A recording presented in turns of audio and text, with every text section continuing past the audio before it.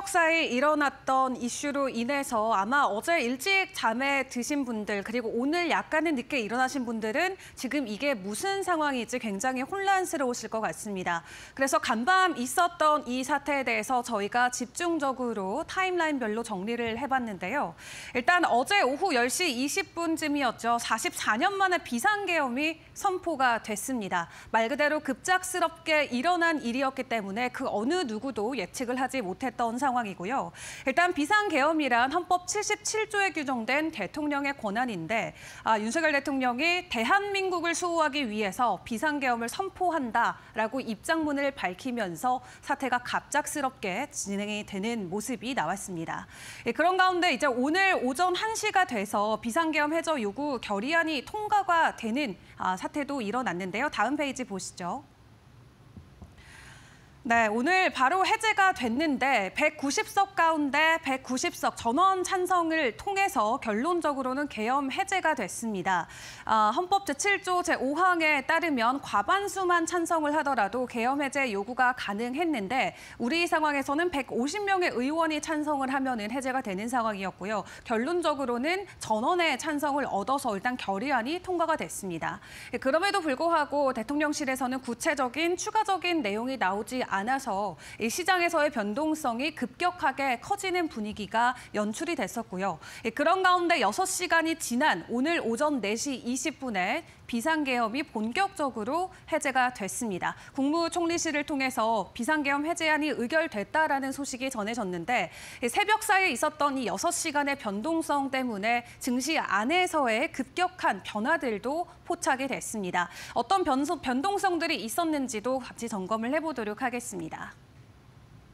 환율과 주가, 코인의 가격이 급격한 변동성을 보였는데요. 그래도 이 해제 요구 결의안이 통과가 되면서 그 어느 정도 변동성은 줄어드는 모습을 보였죠. 코스피 200의 야간 선물 지수 같은 경우도 12시경에는 급격히 하락하는 모습을 보이다가 1시간 뒤인 1시 20분께는 어느 정도 다시 반등을 하는 모습을 보였고요. 원달러 환율 같은 경우도 1,446원까지 치솟다가 1,420원대로 어느 정도 일시적인 조정이 나오는 모습이 나왔습니다. 그리고 비트코인 가격 같은 경우도 급격한 가격 하락을 일시적으로 보이기도 했는데요. 8,800만 원 부근까지 하락하는 모습이 나왔고 바로 그대로 그 하락분을 만회해주면서 다시금 1억 4천만 원 선까지 가격 되돌림을 보이기도 했습니다. 코스피 200 지수에서는 풋 옵션의 거래량이 콜 옵션보다 2배 넘게 급등하는 모습을 보이면서 하락에 베팅하는 매수세가 순식간에 몰렸던 것을 확인을 해볼 수가 있었고요. 그리고 비트코인을 포함한 암호화폐 거래소에서도 비트코인의 역프리미엄이 33%까지 벌어지는, 한마디로 글로벌에서 거래되고 있는 달러 기준의 비트코인보다 국내에서 33%나 세일되는 가격으로 거래가 되는 모습이 발생하면서 국내 거래소들의 주문 장애 발생까지 이어지기도 했습니다. 새벽에 거래하시는 분들께서는 상당한 불편감을 느끼셨을 수가 있겠고요. 자, 그렇다 보니까 미국 시장 안에서의 우리 증시의 변동성도 급격하게 나왔었죠. 다음 페이지 보실까요? 해외에서의 상황을 함께 확인을 해보시면 미증시에 상장된 국내 기업들의 주가가 크게 출렁이는 모습을 보였습니다. 장 초반에는 7% 가까이 낙폭을 키우는 종목들도 있었지만 장 후반에 갈수록 나름의 낙폭을 만회하는 모습을 보였고요. 그럼에도 쿠팡은 3.6%대, 포스코도 4% 가까운 가격 하락을 보이기도 했습니다. 그리고 미증시에 상장돼 있는 국내 ETF 또한 급격한 가격 변동성을 보였는데요. 개장 직후에는 4% 가까운 혹은 4% 이상의 가격 하락을 보였지만 마감돼서는 어느 정도 하락폭을 반납하는 모습을 보여주기도 했습니다. 해외 반응들도 모아서 확인을 해보면 실시간으로 미국 백악관에서도 한국 정부와 연락을 하고 있고 상황을 긴밀히 모니터링하고 있다라는 입장을 가지고 왔고요. 캐피탈 이코노믹스의 전략가 같은 경우도 너무 갑작스러운 소식이다. 한국이 안정적이지를 않음을 상기시켜주는 사태다라고 진단을 했습니다. 그리고 베런스 같은 경우는 아마 세계 최대 규모의 반도체 기업인 삼성전자나 SK하이닉스, 그리고 배터리 기업인 LG 에너지솔루션, 그리고 완성차 기업인 현대와 기아 등 우리나라의 대형주 주가 당분간은 주목을 해야 된다라는 코멘트를 직접적으로 남기기도 했고요. 그리고 일론 머스크는 바로 이 현재 이러한 상황을 함께 공유하면서 놀라운 상황이다라고 함께 공감을 하는 모습을 보여주기도 했습니다. 자, 그렇다면 오늘 이런 사태 직후 국내 시장은 어떤 변화를 맞이하게 될까요?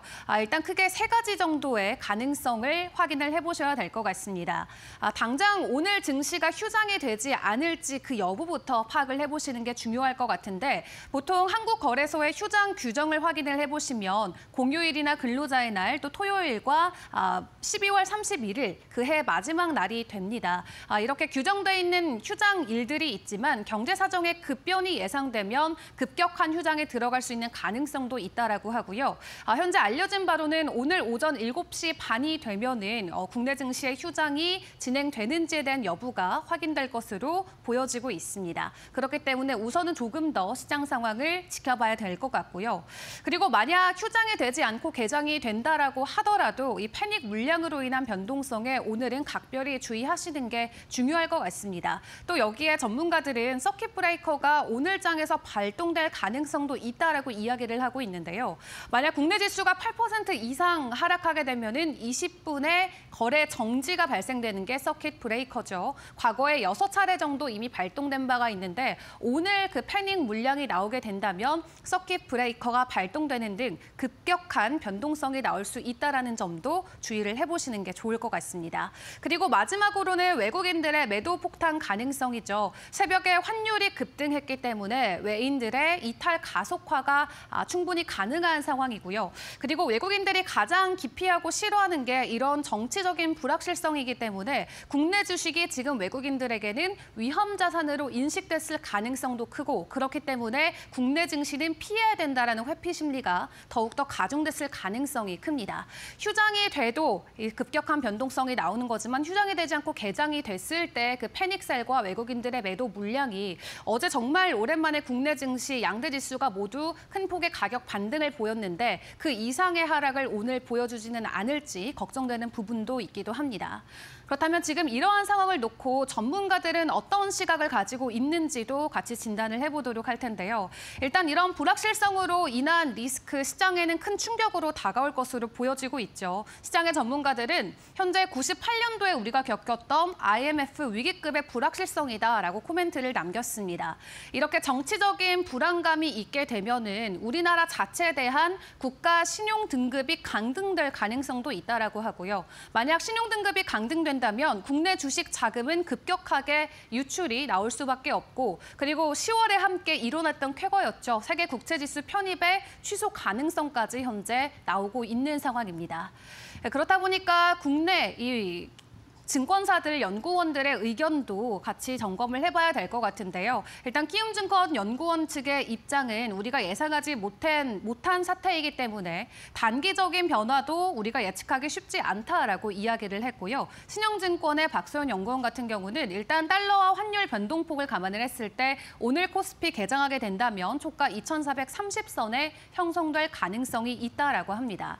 상황이 이렇다 보니까 연말 증시에 대한 전망은 더욱더 어두워지고 있는 분위기입니다. 이미 수출 산업에 대한 경쟁력이 내려가고 있다라는 불안감이 있었는데 거기에 우리나라가 겪고 있는 내수 부진, 또 트럼프 당선인의 관세 정책까지 연말뿐만 아니라 내년 전망에 대한 부정적인 입장들이 많이 나오고 있는 상황에서 새롭게 내부 정치적인 불확실성까지 커지면서 연말 부진은 거의 확실시가 되는 분위기처럼 기조가 바뀌고 있는 상황인 것 같은데요.